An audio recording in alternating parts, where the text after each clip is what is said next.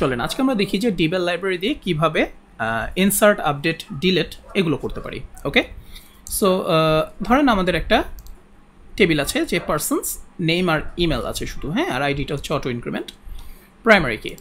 So আমরা যেভাবে insert করতে পারি সেটা হচ্ছে কন ইনসার্ট, এর ভিতরে প্রথমে হচ্ছে টেবিলের নাম, এই স্টুডেন্টস না পারসনস, আর এরপরে হচ্ছে আমাদের অ্যারে, অর্থাৎ নেম হচ্ছে ধরেন আমি দিয়ে দিলাম যে জন ডো, আর ইমেল ইকুয়াল টু john@do.com। ঠিক আছে, সো আমি যদি এখন এটা একো করি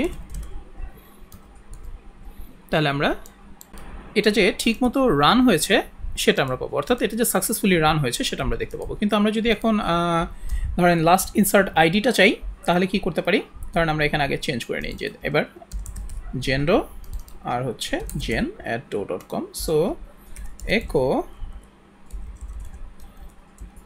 কানেকশন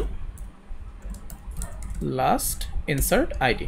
ঠিক আছে, ব্যাস এবার দেখেন এবার আমরা 2 পাবো, এই যে 2।